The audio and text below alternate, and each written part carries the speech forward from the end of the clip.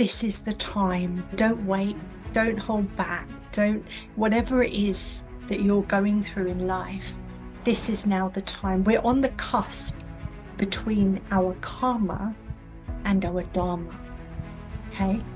There is only two reasons that we are on earth.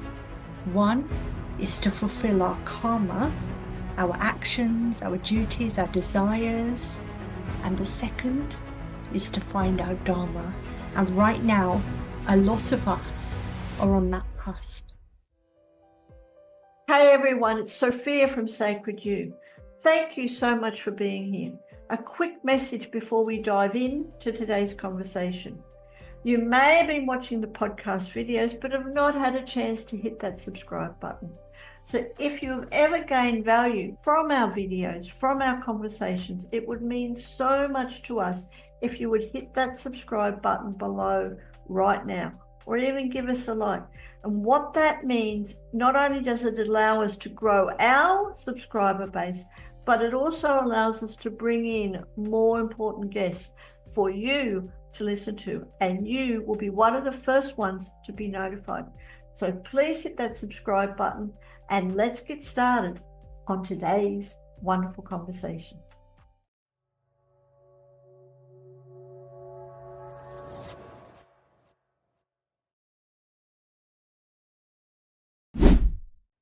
Welcome to today's episode, and with me we have the beautiful and amazing Nikita. Thank you for joining us, Nikita. Thank you. Namaste. Namaste to you. And we're going to have a wonderful conversation all about Dharma and how we can find out our Dharma and everything else. So let's start. Let's get into it a little bit. And I'd love to know about you, but also for you, what does Dharma mean personally? And how did you discover it or the significance for your life?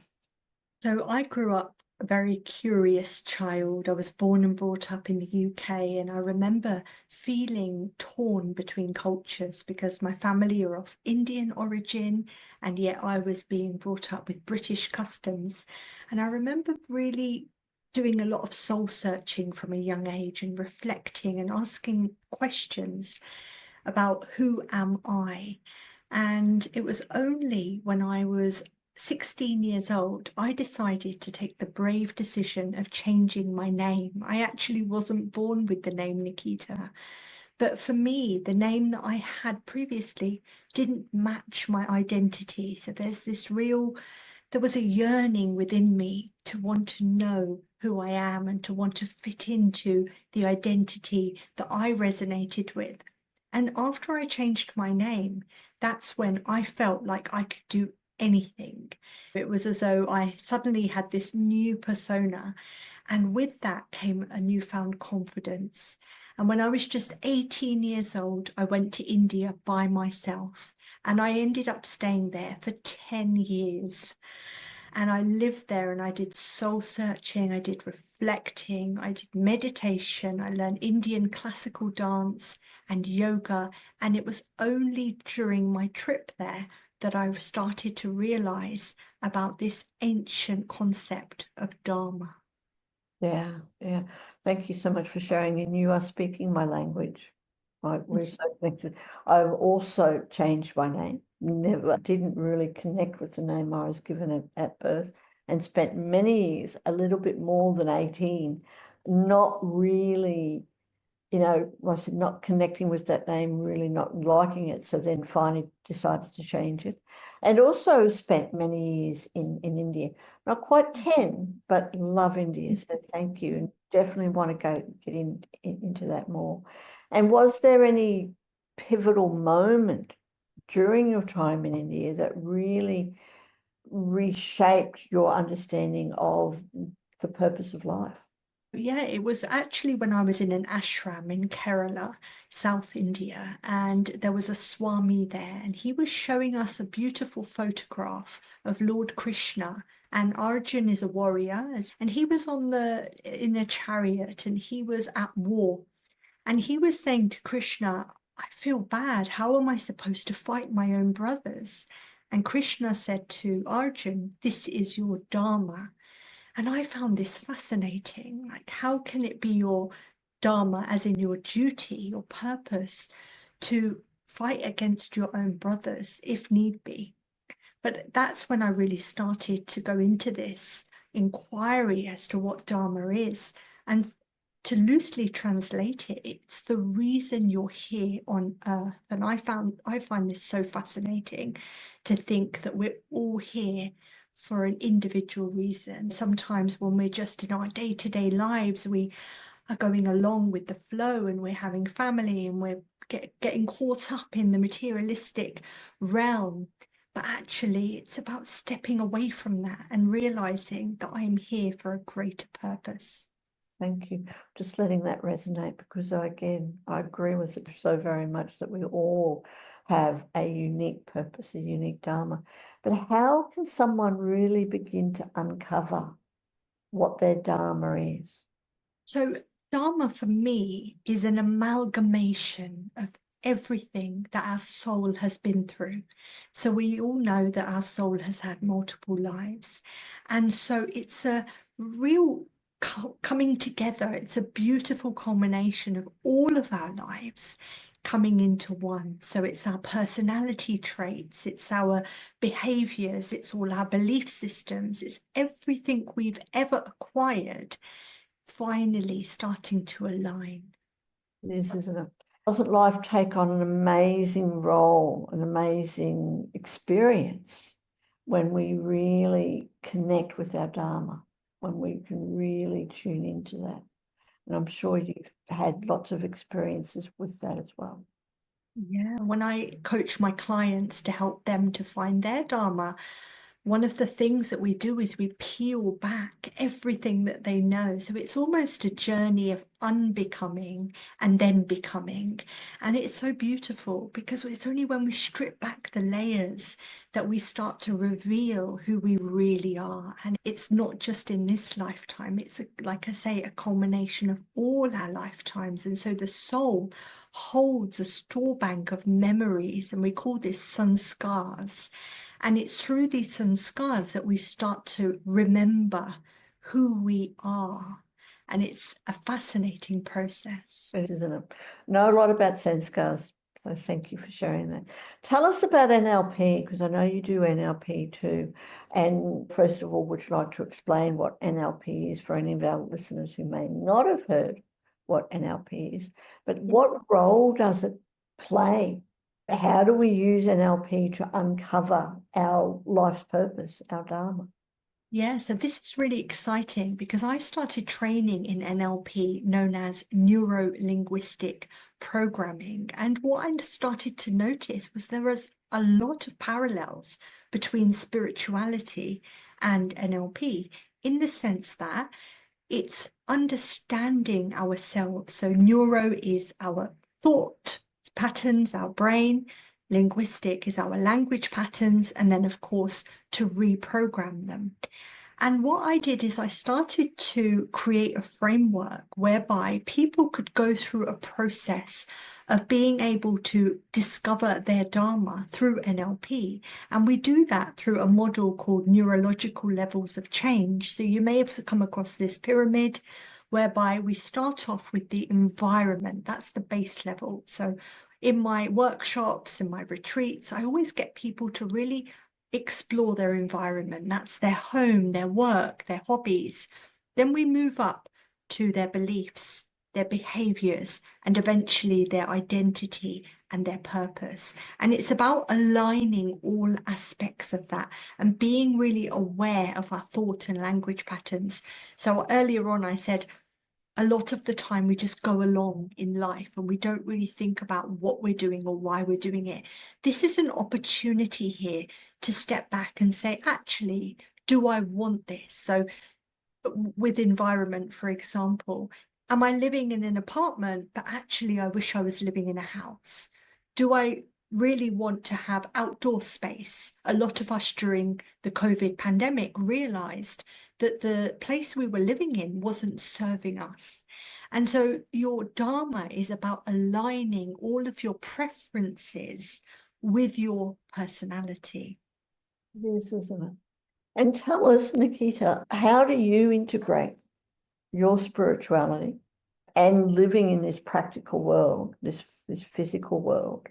How do you use that and how do you integrate all that to help you transform your life? Yeah. For me, spirituality and practicality go hand in hand. They're not separate at all. Being spiritual doesn't mean that I'm going to sit on a mountain in the Himalayas for 10 hours a day, although that would be lovely to do. But actually integrating spirituality into everyday life. And the way that I do that is through my belief system. So what I have done is earlier on, I said it's about unbecoming and then becoming. So I've stripped back my own beliefs and actually gone back and looked at who gave me these beliefs. Was it my parents? Was it my teachers? Were it my friends, my siblings? And actually, what do I want to believe? And then shaping my beliefs according to spirituality. For example, everything happens for a reason. Now, this is a very popular belief, and we like to say it when it suits us, but actually really believing it and integrating it into our lifestyle. So when something doesn't go our way, we actually draw on that belief. So by setting up a whole belief system to work for me, just helps me to go through life with ease and flow. Doesn't it? Really does, and it really does come down to our belief systems. And I love it how everything is meant to be. We really go into that because we can have some huge challenges and that are there. My personal belief is challenges are there to help us grow, and life would be pretty boring if we never had challenges. Yes, exactly. And a pivotal moment for me was when I went through my own health challenges. So I was just 26 years old when I was diagnosed with a chronic disease. And it was quite scary because I was just a young girl. I was very spiritual. I did yoga, I meditated, I was a vegetarian. I couldn't understand why I had developed this incurable condition. And actually, I'm grateful that I did because, as you say, challenges happen for a reason. And what that did is it steered me towards the path of healing. Yeah, and it's true. And we all have the ability to heal ourselves naturally when we allow that to happen. And I'd love to know, Nikita, in your journey, in your work, in your life, what are some other challenges that people face? Some of the biggest challenges that people have faced or may even face, especially for those who are just starting on this journey. Some of the challenges and how can they overcome it? A lot of people think that Dharma is just career. Career is just one aspect of it. Of course, if you're lucky enough to align your Dharma with your career, then you never feel like you're working. I never ever feel like I'm working. When I run my workshops, retreats, when I'm coaching clients, I'm just showing up and I'm just being me. And it's the most beautiful, most authentic feeling. But actually, what Dharma is it's a complete experience. And so we said earlier, it's about aligning our personality with our preferences. And one of the biggest challenges that I find people have is they don't know who they are. So they don't know who they are. They don't know what their preferences are. So if I ask someone, what's your favorite color? They'll have to think about it because they don't necessarily know. They might say, actually, I like this, but then sometimes I like this. It's because they haven't taken that time to get to know themselves. That's why I'm so grateful that I'm blessed that I spent that 10 years in India, because that was my journey of really unraveling who am I. And it's very difficult. Another challenge is that people are working full time. They're in jobs that they don't necessarily enjoy. They have family, they have responsibility of children, and they're doing this work can be a bit difficult for them with all of that going on. Yeah, it's so very true. So very true. It's that whole journey, and that's a huge challenge of living in this world and combining it with our spiritual life.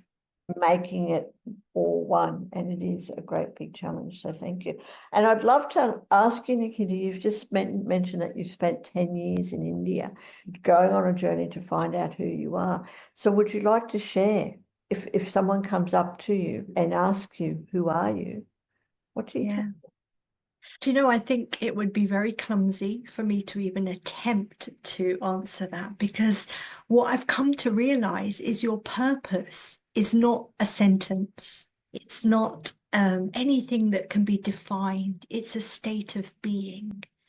And so me showing up, being authentic, radiating whatever it is that I'm radiating, that is me. I love that. So much when people are asked who are they, go into their role, their job, whether it's being a mother or whatever it is, or a teacher or anything. But I love that, just being and radiating whatever it is that you're radiating. Love that. Thank you so much. And exactly the same way that you're radiating who you are. And it's true. Thank you for that. And what about for other people? Would you like to share any examples of how you help other people to reignite that hope, that confidence in their life, especially for people who are feeling a bit lost and don't know what their purpose is? One of the things that I love doing is asking people, what did you enjoy doing as a child? Because that gives away a lot of clues as to what you naturally are good at. And I've had somebody recently who said, do you know, when I was a child, I used to write stories. I haven't picked up a pen and paper for about 40 years. And I said, why don't we do that? Let's start with that. And now you can't stop her from writing. And so it's about going back and thinking, because when we're children, we can't pretend. We are just the way we naturally are. And so it's about going back to doing things that you used to love doing. What lights you up from within? When you're in your Dharma, you're lit up. You are. And it shows. It really shows, because you're living on your purpose. Your purpose in it, and that brings joy and happiness. And we see it all the time. I know you would, I do, everywhere. When someone isn't living on their purpose, they're certainly not radiating joy and happiness. Yeah. And so it could be hobbies, as I just said, going back to your childhood, doing things. Somebody says, I love swimming, yet I never go swimming. Why not? Oh, because I can't afford a gym membership. That's a limiting belief. That's when we start to go into your beliefs, and let's see what we can do to ensure that you can do what you love doing. And so it's just about making some lifestyle changes to support you on your path. Thank you. Thank you so much for sharing that. Can I just take a moment, Nikita, just to honor you, really, truly honor you, because there are so many people in the world who are lost, they're in that 9 to 5 grind. They may be in a corporate world or any type of world, any type of work, and just feeling so bogged down with it and not happy. Where you're two things, you're radiating your joy and your Dharma, your purpose, and that brings a shine to the world that's radiating out into the world. So that's helping the world so very much. So I'd like to honor you for that.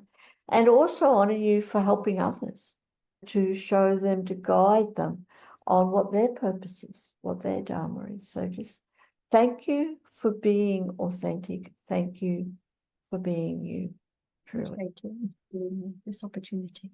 Not a problem. And let's talk about the universe and the signs that the universe gives us. How do the signs and the nudges from the universe play a role in our own self-discovery journey? Every day, the universe is working for us.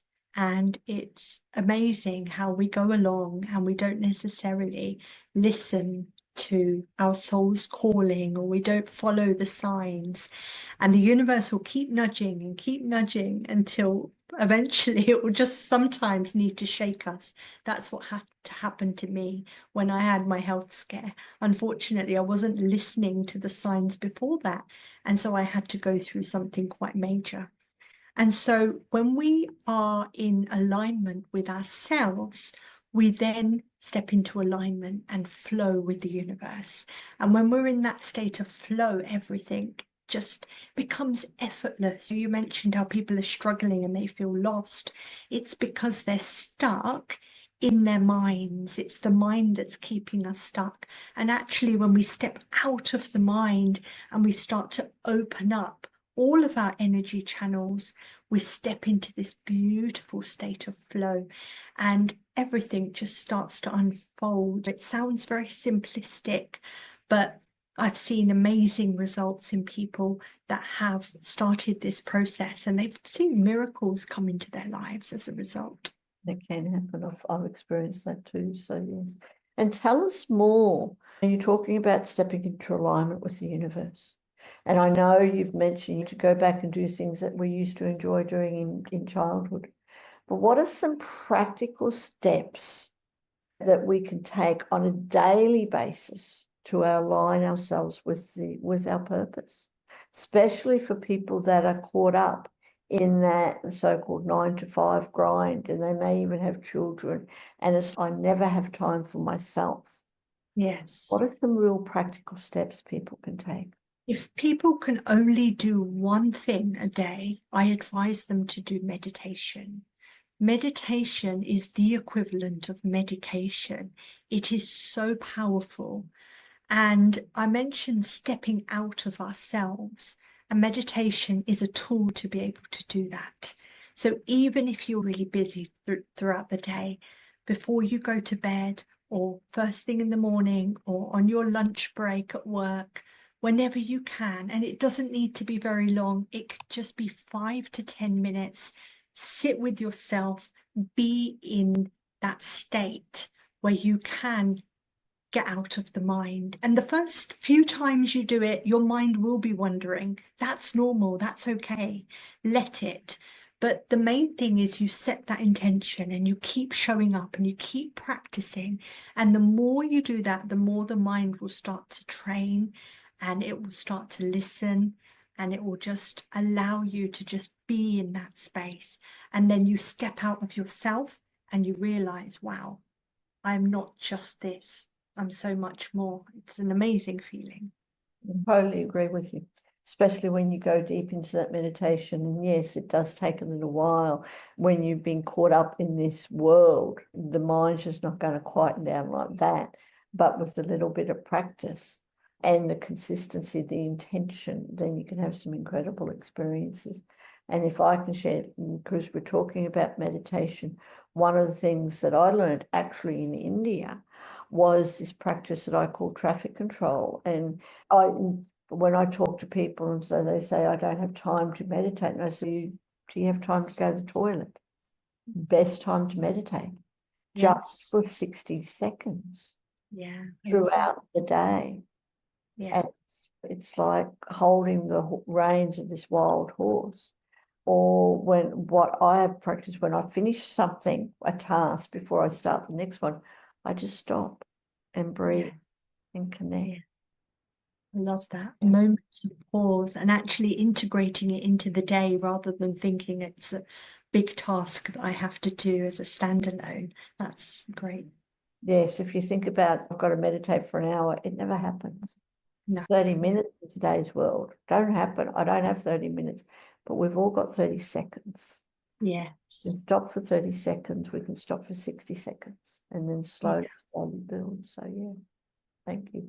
You've just given me goosebumps. I think that's a sign to come. And now, what about modern technology? I mean, we live in this, again, crazy world. Everyone has devices. Everyone has some type of devices. And a lot of people like myself have numerous. How does modern technology impact for you our ability to connect with ourselves and others in a meaningful way, not just in a superficial, but really to connect?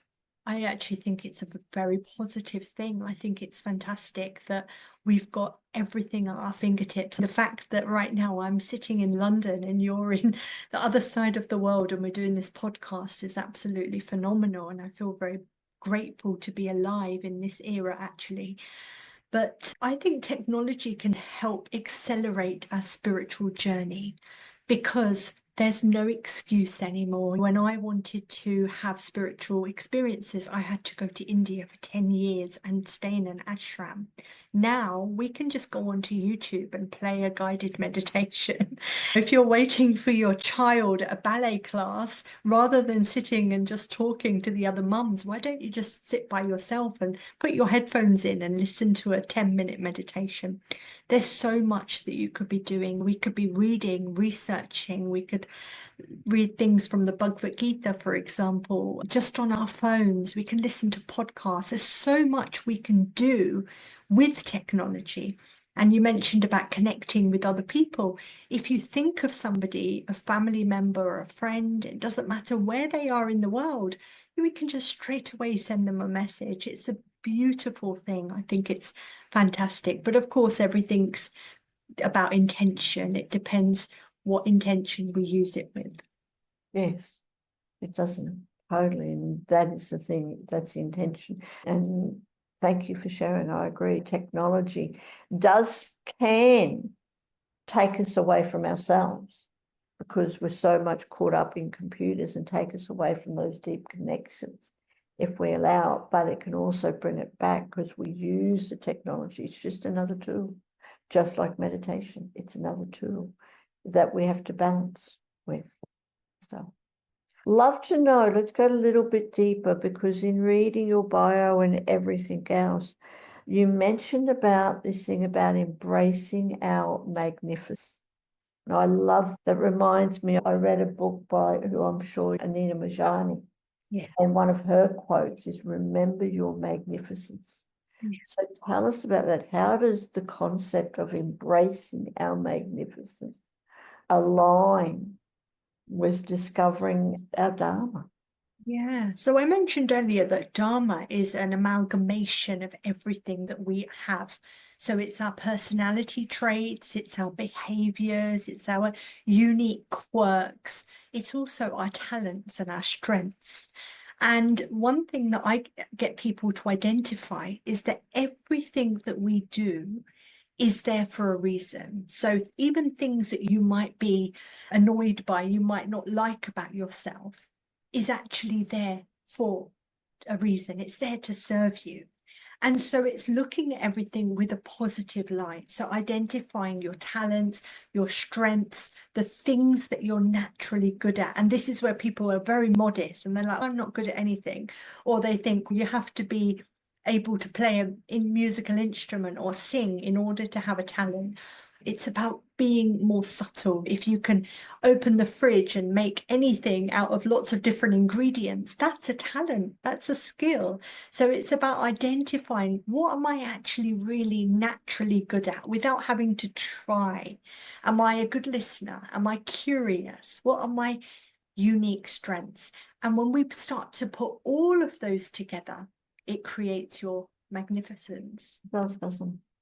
Really love that. Thank you so much for sharing that. And thank you for being a guest on our pathways to well-being. Love to know a little bit more about how you can actually help people, because you are in London, but we live in a world of technology, so people can connect with you from all over the world. Yeah, I've written a book and I've published it known as Meditation Through Poetry. And I've been writing poetry since I was a child. And so it felt right for me to share. Again, it's another part of my personality. And I wanted to be able to use that as a tool for people to connect with themselves. So one way that I invite our listeners and viewers to connect with me is through my book, which you can find on my website. So it's Journey with Nikita. I'd love to connect with people on social media as well. I have lots of free guided meditation recordings that you can download and listen to. I also have a fun Dharma quiz. If you want to know if you're how much you're in alignment with your Dharma, then you can go onto my website and access a Dharma quiz. But I'm really grateful for this opportunity to be here, and I love coaching people all over the world. I run workshops and retreats, and it's really my Dharma to help people find their Dharma. Thank you. And again, thank you for doing that. Thank you for sharing that. Plus, not only are you an author and a teacher and a coach, helping people find their Dharma, you're also a dancer. Yes. So how can people see your dancing, especially for anyone who's living in London, but even online? Can they see you Yeah. dancing online? Yeah, again on my social media channels and my website journeywithnikita.com. I'm trained in Indian classical dance. It's a very ancient form. It's at least 5,000 years old.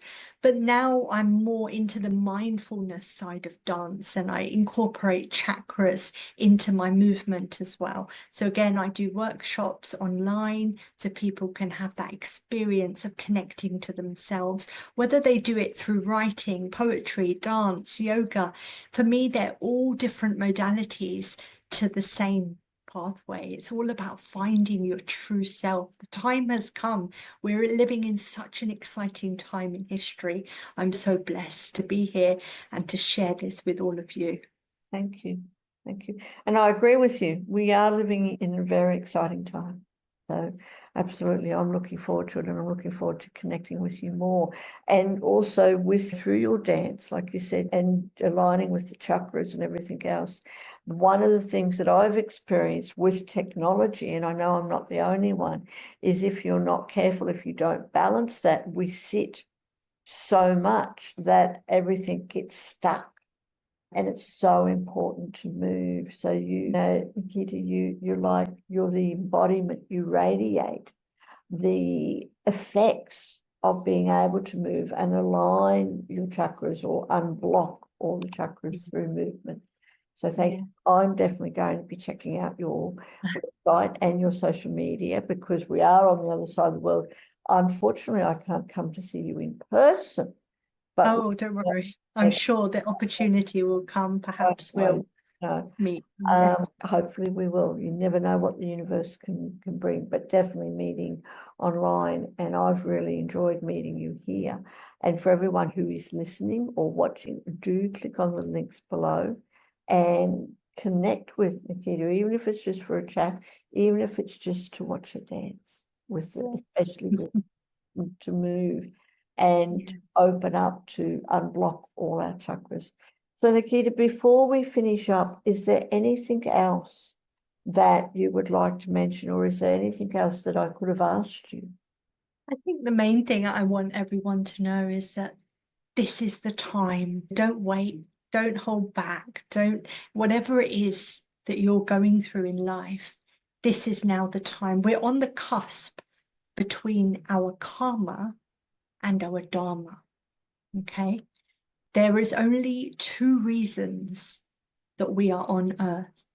One is to fulfill our karma, our actions, our duties, our desires.